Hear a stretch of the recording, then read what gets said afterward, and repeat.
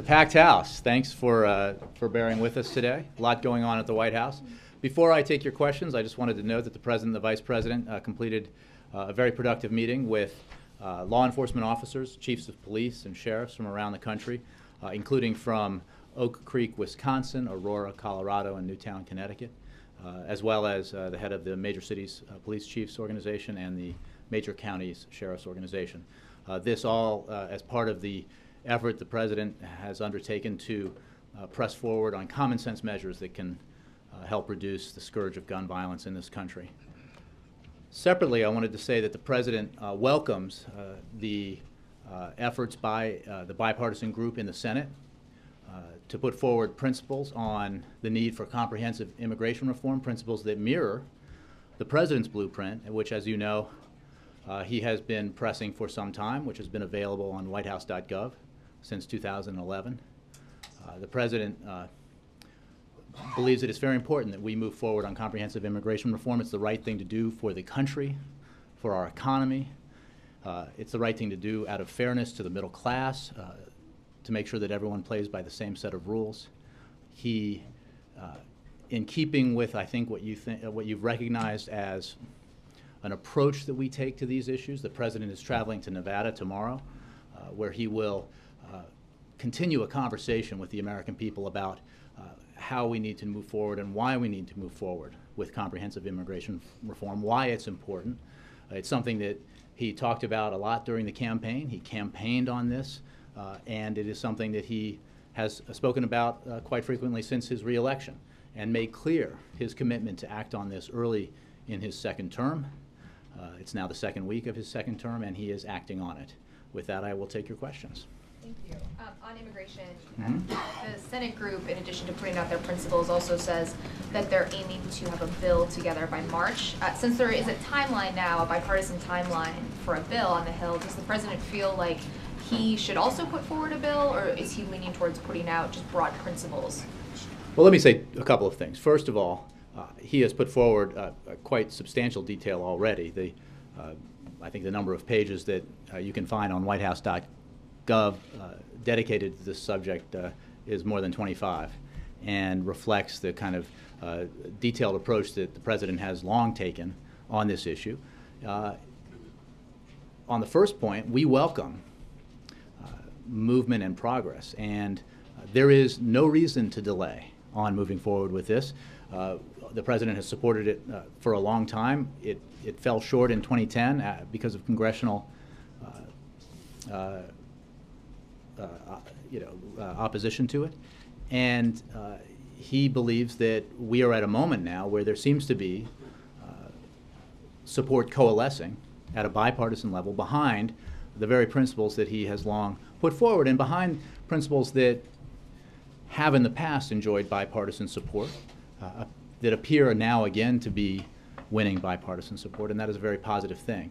I'm not going to negotiate legislative tactics from here, but we will be working with Congress, with both houses, both parties, to help bring about a result that is a detailed, specific bill that can win bipartisan support in Congress and that this President can sign, that meets the very specific principles this President has put forward. So is what we're going to see from the President tomorrow, is that a reiteration of his principles, not a bill? What you'll see tomorrow from the President is the very important part of this effort that is about engaging the American people.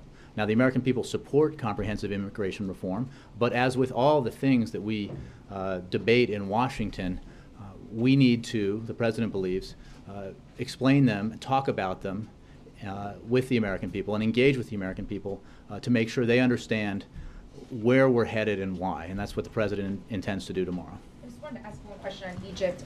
In the President's 60 Minutes interview, he said that if it hadn't been for the leadership the U.S. showed, you might have seen a different outcome there. How does that square with what we're seeing in Egypt over the past couple of days, with 50 people dead in protests, President Morsi implementing curfews and a state of emergency? Is that the type of outcome the U.S. expects and favors in Egypt? Well, let's back up a little bit and talk about the specific things that you referenced. We strongly condemn the recent violence that has taken place in various Egyptian cities. We extend our condolences to the families of those who were killed and to those who were injured. We look to all Egyptians to express themselves peacefully, and for all Egyptian leaders to make clear that violence is not acceptable. We welcome serious calls for national dialogue to avoid further violence and to find peaceful means to move forward with the political process and building national unity. Egyptians participated in their revolution to bring about democracy and freedom, not to pursue their goals through violence. We urge all Egyptians to peacefully utilize the democratic process as they continue to engage with their government.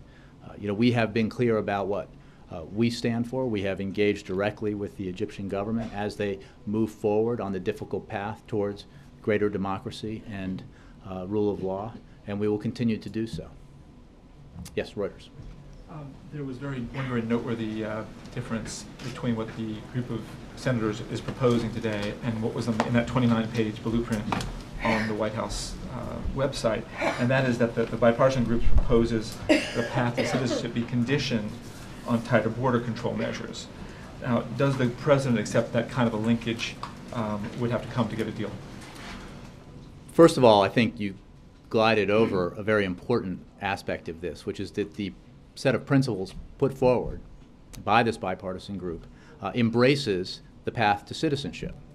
This is a big deal. This is an important development. This is in keeping with the principles the president has been espousing for a long time, in keeping with bipartisan efforts in the past, and with the effort this president believes has to end in a law that he can sign. When it comes to border security, I think anyone who looks at this honestly will note the tremendous strides we have made in the past 4 years in protecting our borders. In fact, they have never been better enforced than they are now. And over the past 4 years, this administration has dedicated unprecedented resources to secure the border, taken important steps to make interior and worksite enforcement of our immigration laws smarter and more effective. And we have made historic investments in manpower, technology, and infrastructure to help secure our borders. And like I said, our borders now are more secure than they have ever been in history. That work continues, but I think it's important before we let the moment pass to acknowledge that the progress we're seeing embodied in the principles put forward by this bipartisan group is happening for a reason. And I think it's happening because a consensus is developing in the country, a bipartisan consensus. And it's happening because the president has demonstrated significant leadership on this issue. When the effort to achieve comprehensive immigration reform did not succeed in 2010, this president continued to press for it. He's given speeches on it repeatedly. He put out his detailed blueprint online, and he made clear in the campaign last year that this would be a top priority of his in the second term, and he is keeping that commitment by pressing forward today. This is an important first step that we've seen from Congress. We need to continue the movement. Going to Julie's question about timetables for legislation, the goal here is not for everyone just to get together and say we share common principles, but to achieve legislation that gets the job done and does it in a way that can earn the support of Congress and earn the signature of this president. Point taken that, yes, we're seeing a bipartisan consensus that there should be a path to citizenship, and that we haven't seen that in years. But my question is about the linkage between these senators. This proposal says we do not go forward on giving a path to citizenship to anyone until border security is actually increased to a level that they will establish. Well, that was established by a committee. Yeah, we're not at a stage here where, especially from the briefing room, we're going to negotiate details of legislation that doesn't yet exist. I think what is positive about this discussion is that bipartisan group in the Senate has embraced the principles that the president has long put forward and espoused. When we talk about issues like border security, instead of waiting until now, as this effort gets underway, to address border security challenges, this president, in his first term, has aggressively addressed those challenges and taken historic steps to creating a situation where we have tighter border security than we've ever had. That work will continue, and we look forward to working with Congress on legislation, on the issue of border security, and on the other important elements of immigration reform that have to be part of a comprehensive package. Jessica. Does the president specifically think the pathway to citizenship for the 11 million should be preconditioned on a council of experts determining whether border security is sufficient? I appreciate the question. I think I have answered it to the very best of my ability in response to questions from Matt. Border security is an important issue. The president's demonstrated that he doesn't believe that just in theory. There's not a, I think we saw, and this is, I'm not diminishing it, it's a welcome thing. We saw a 4-page statement of principles that is a very positive development. The president has a, I think Matt said, 29-page comprehensive blueprint that's online, and we will work with Congress, with both parties and both houses, to achieve the kind of bipartisan bill that we need. President's proposal by doing this today? No, well, again, the president's principles and blueprint have been out for a long time. This is not a new issue for the president. He has been pushing it for a long time. We have been working with this very group and talking with them about the progress. And as I think you could tell from the tone of my opening statement, we welcome this. We think this is positive. This demonstrates that. Do you still plan to unveil the amount of detail you were planning to unveil about your immigration legislation? We are proceeding as we always intended to proceed, and we always hoped that as we move forward with this effort that we would have with us members of Congress of both parties, important members of Congress of both parties, who support the principle of the need for comprehensive immigration reform, support the component elements of that, and that's what we're seeing, and that's a very positive development. On a different topic, how often does the president go skeet shooting, and are there photographs of him doing so? I would refer you simply to his comments. I don't know how often. He does go to Camp David with some regularity, but I'm not sure how often he's done that. Is there a photograph of him doing it? There may be, but I haven't seen it. Why haven't we heard about it before? Because when he goes to Camp David, he goes to spend time with his family and friends and relax, not to produce photographs. Okay. Yeah, Major, and then Wendell.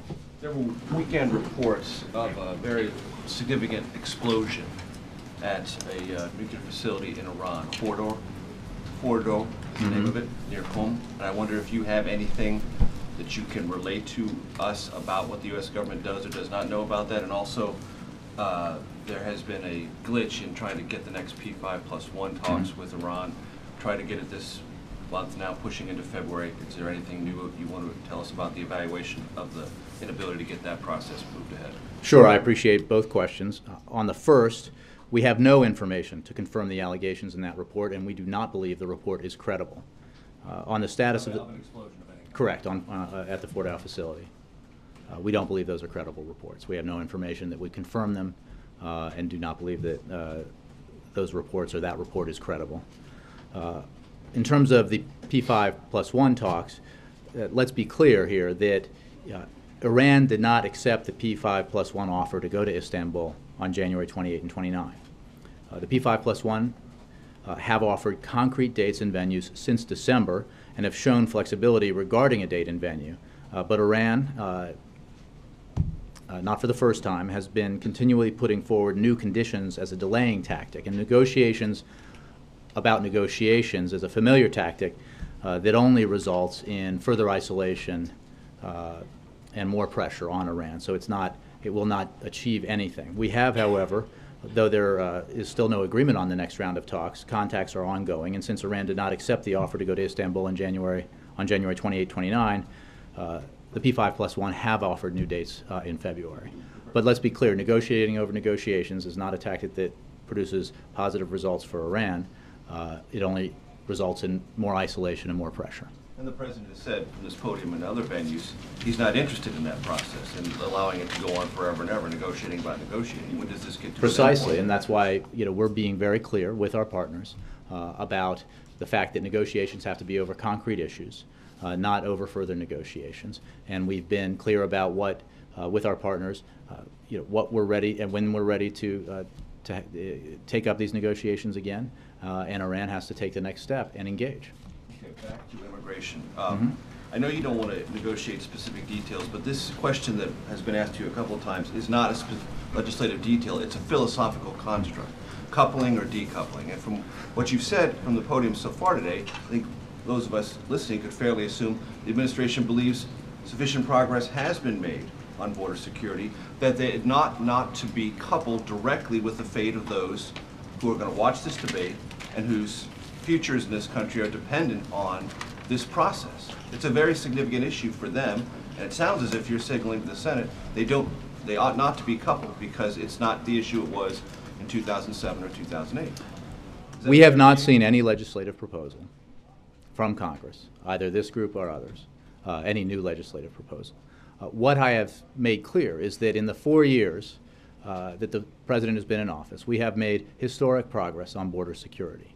And in the past, there have been those interested in this issue who have talked about the need to take action to enhance our border security as part of the comprehensive immigration effort or as a precursor to it. And while this President has always supported moving forward in a comprehensive way on all the elements, the fact is, because it's an important issue, we have made progress on border security, and historic progress in the ways that I enumerated earlier. I am not, as you mentioned, in a position to negotiate details of a piece of legislation that hasn't been written, at least not in Congress. You can't speak to this philosophical question of coupling or decoupling, can't you? I think the President believes that we need to move forward in a comprehensive way that includes a path to citizenship, that includes making sure that our businesses behave responsibly, that includes making sure that border security continues to be enhanced, and that includes allowing for a situation where some of these incredibly capable immigrants who are earning higher degrees in our country are allowed to stay and create businesses here and are not sent home to create businesses in other countries. So, this is a multi-part process. What I'm not going to do is engage in specific negotiations from the podium today. There is important progress being made on this issue in a bipartisan way. That's a positive thing. The President goes to Nevada tomorrow to have this conversation, to continue to have this conversation with Americans who care deeply about it, to explain to them and engage with them over its importance to the economy, its importance to the middle class, importance to our businesses, and this will continue. And we hope it moves forward in a quick, with speed, because there is no reason to delay. We are seeing a consensus building here. We are seeing leading members of both parties in Congress agree to general principles here that are shared across the board. Wendell. Different subject. The Dow Industrials average is moving toward its 2007 pre-recession high. Mm-hmm. Standard & Poor's index got there last Friday, as I understand. Unemployment, obviously, still far too high, almost twice as high as it was at that time. What do you say to critics who say the President's recovery has benefited Wall Street but not Main Street? What I would say, well, first I would point out that the precursor to your question, which was noted with no degree of surprise, which is that markets have done very well under this President.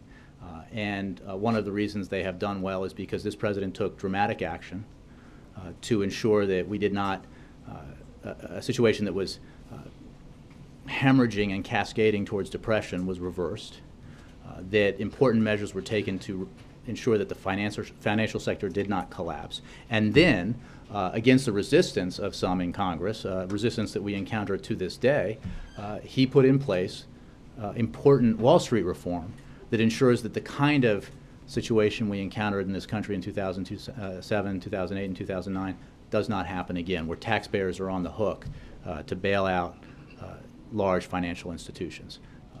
So there's a background here that's very important. There is no question that while we have seen unemployment come down, it has not come down far enough. While we have seen month after month of job creation, this President is focused above all on steps that ensure that we create even more jobs and that this economy continues to grow as we recover from the worst recession since the Great Depression. This is, I think, goes to a broader point. The President does not believe that anything we do in Washington is worthwhile if it doesn't have as part of its purpose strengthening our economy, strengthening and providing more security for our middle class, and creating more opportunities for those who want to join the middle class to do so. That is the underlying principle behind everything he does when it comes to domestic and economic policy. Is it a fair assessment, though, that the recovery has benefited Wall Street more than Main Street? I think that, you know, people can make their assessments. The fact is the economy has been recovering after a situation where it was in terribly dire straits, a situation that this president inherited in January of 2009.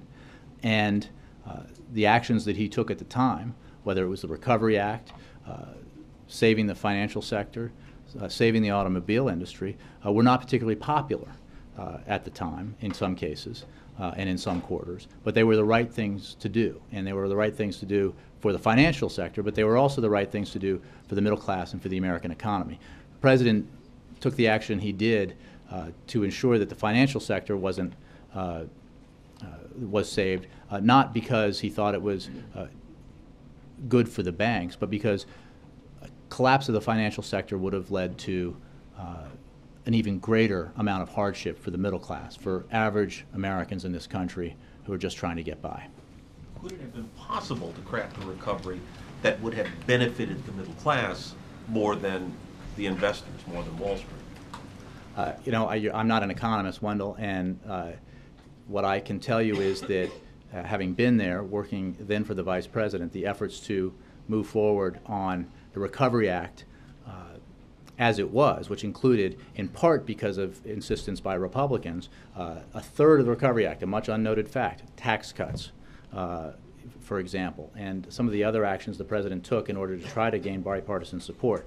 I guess the point I'm saying is the idea that we would have somehow garnered more support in Congress for something different is a misreading of history. Peter.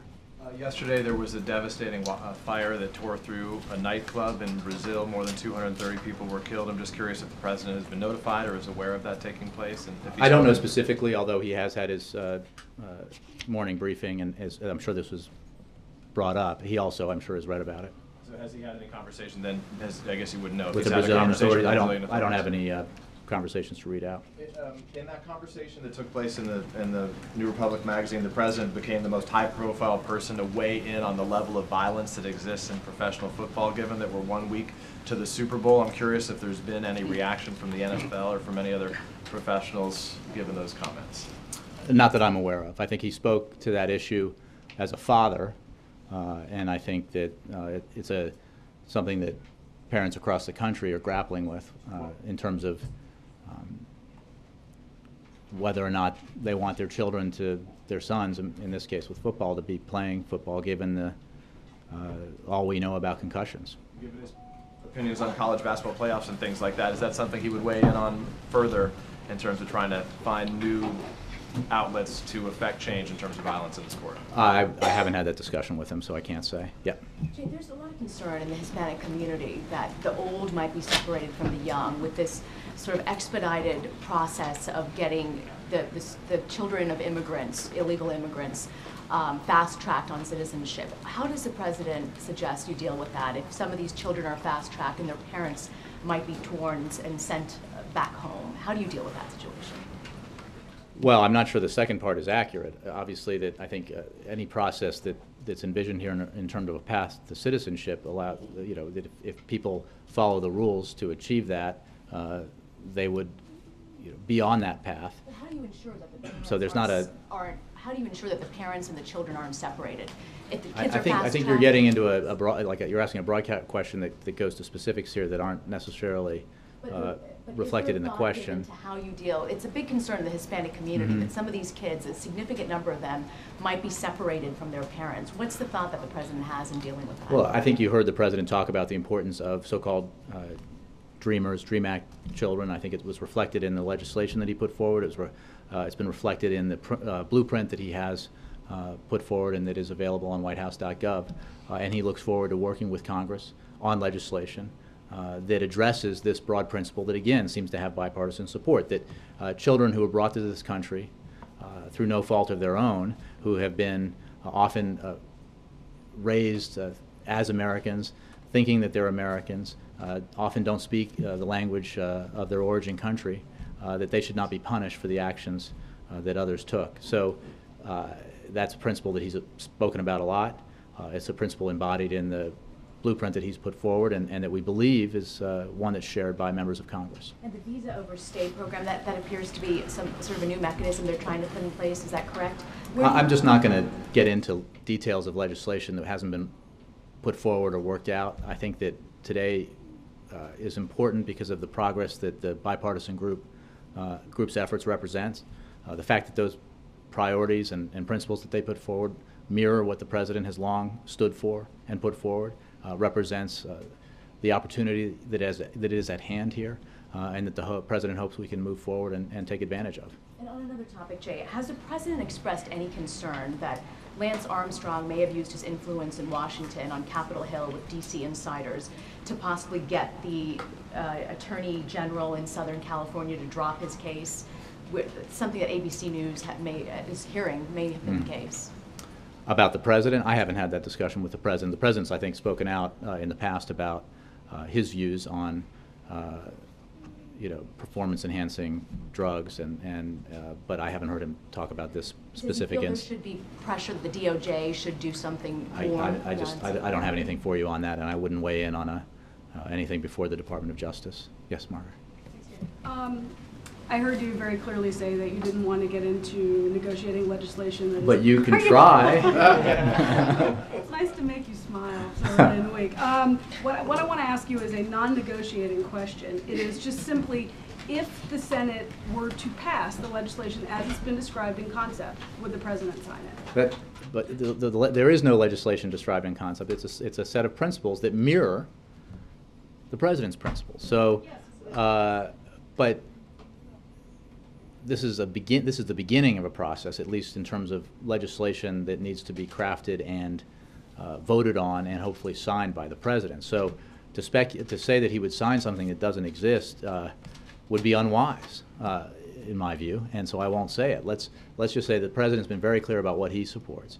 He's been very detailed in the blueprint that he's put forward. He is encouraged by the progress we have seen from members of both parties in the Senate and looks forward to working with members of both parties to reach a point in the hopefully not too distant future where we have a bill that has bipartisan support, that is very specific, and that he can sign because it meets his principles. But in terms of weighing on support, he would wait to see any legislation before he would?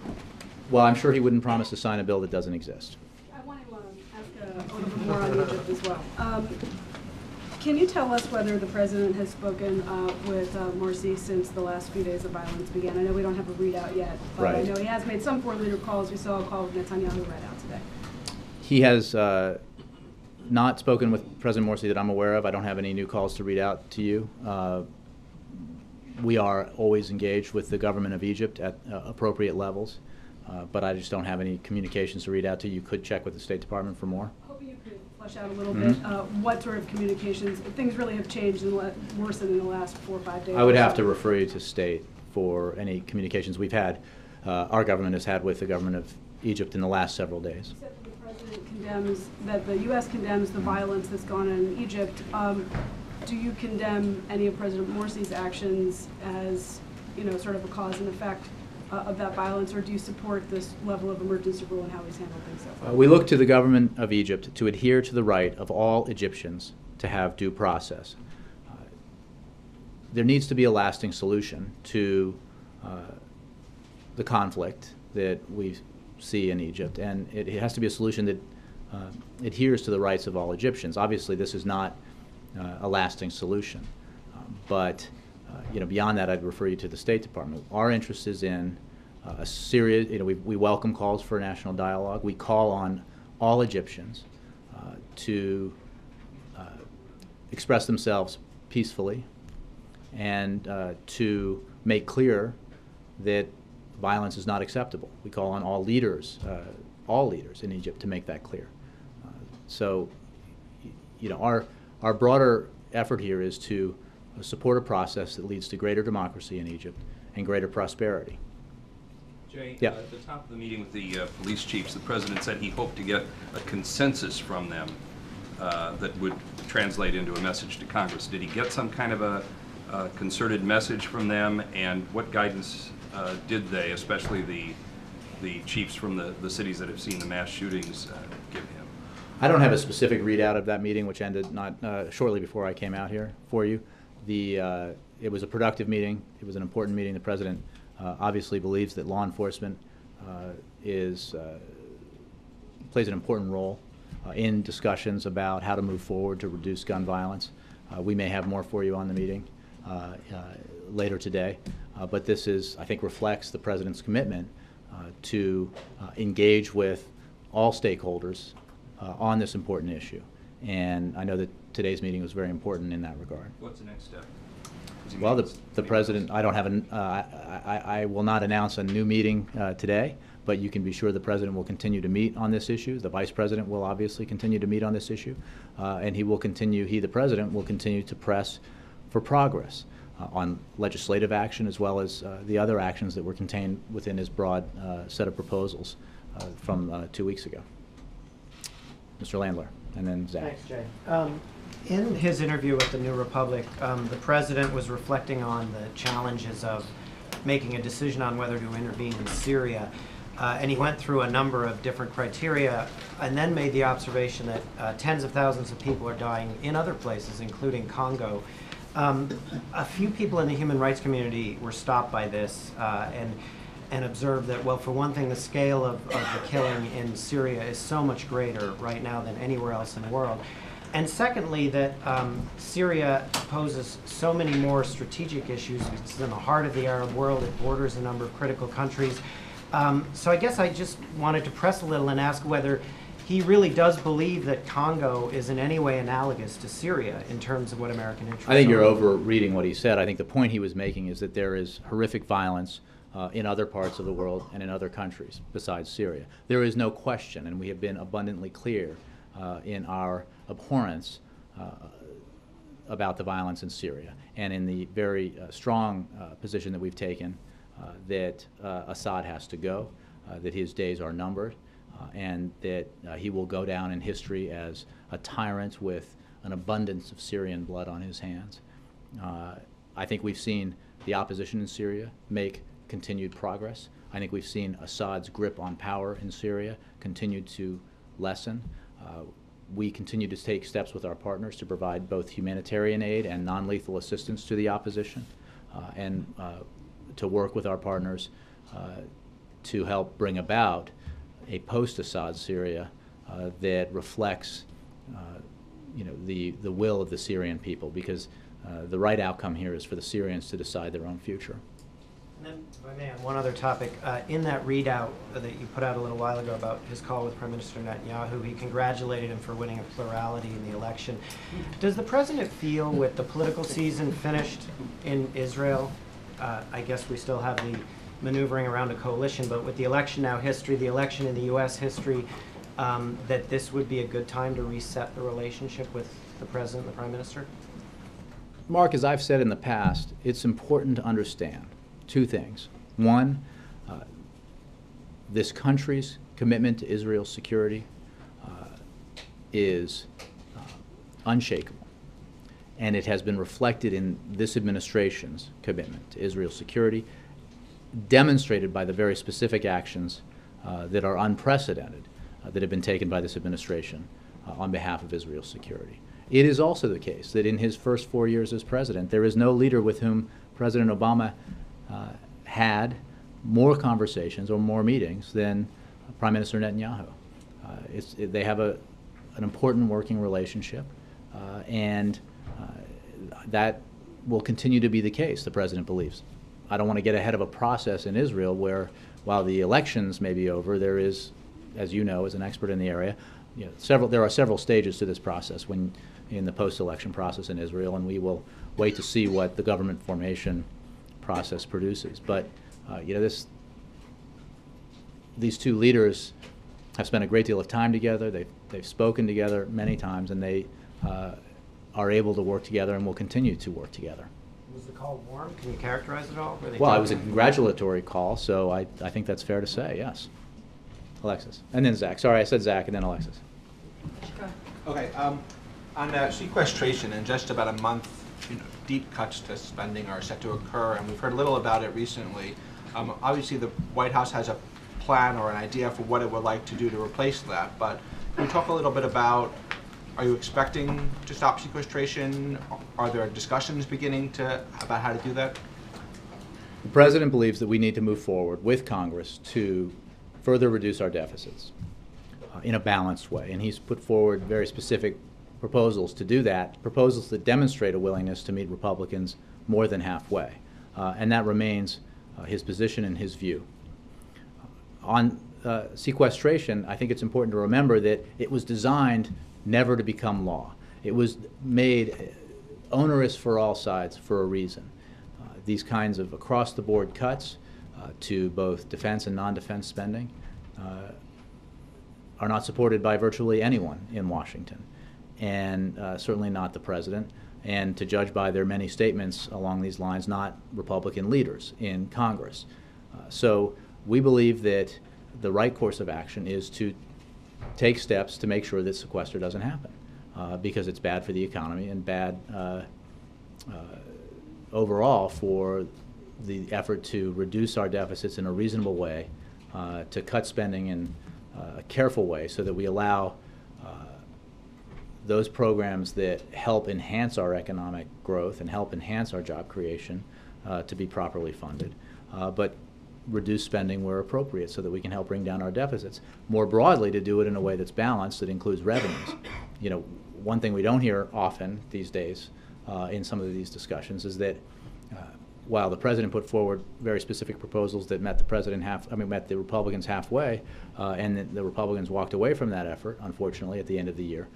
At one point, House Speaker John Boehner said that he could achieve $800 billion in revenue simply by eliminating loopholes and capping deductions.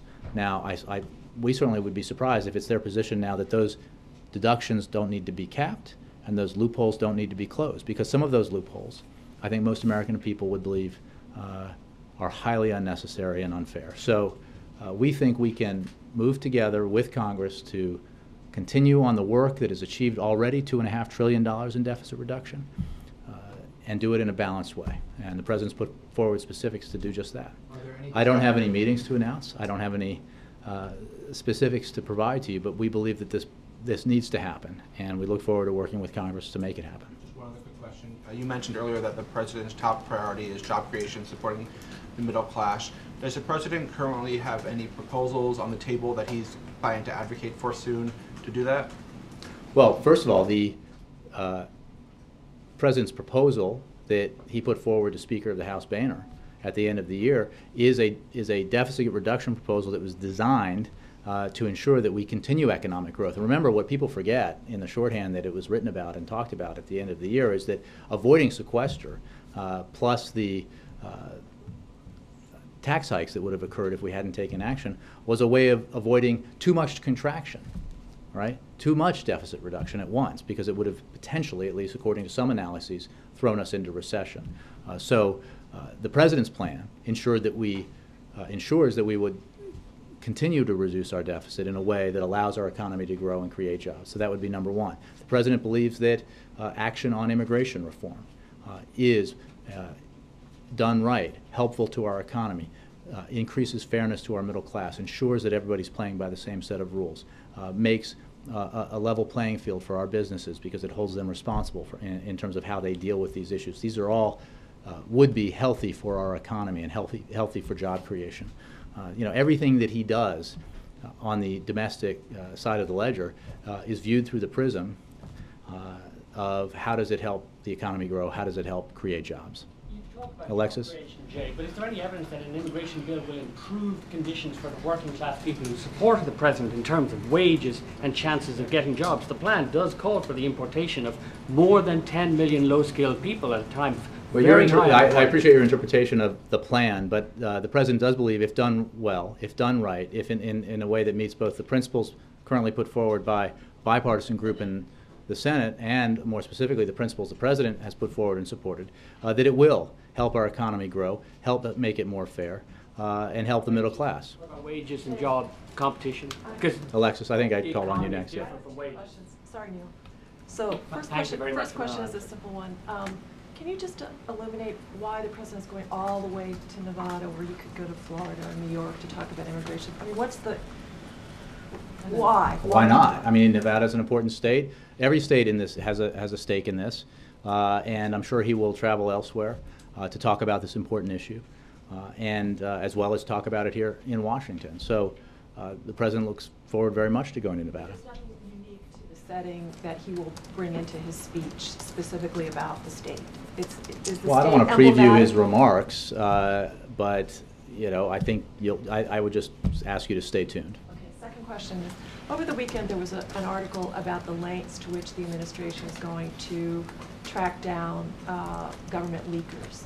My question is, to what extent does the president want journalists to believe that technologies, clandestine surveillance will be used against journalists who routinely write books or do articles about national security in order to work backward to find the leakers? Is that part of his plan? No, it's part of no plan that I've heard him discuss. Laura. Three questions on Mali. Three? How the French took Timbuktu today? What's the White House reaction? The first one. Second question, how does the president follow the Mali situation? And third question, French diplomats since Friday are telling us that the United States are asking the French to pay $20 million for the air support. What can you tell us about that? Well, I would refer you to the State Department. I don't know about that last report. I think you know that President Obama spoke with President Hollande on Friday. The United States is continuing to support international military action in Mali. We are also working to quicken development of, or rather deployment of African troops that will compose the African-led international support mission to Mali. As announced over the weekend by the Department of Defense, U.S. Africa Command will support the French military by conducting aerial refueling missions as operations in Mali continue. We are also continuing to share information with the French and have been assisting with the transport of some of their personnel and equipment to Mali.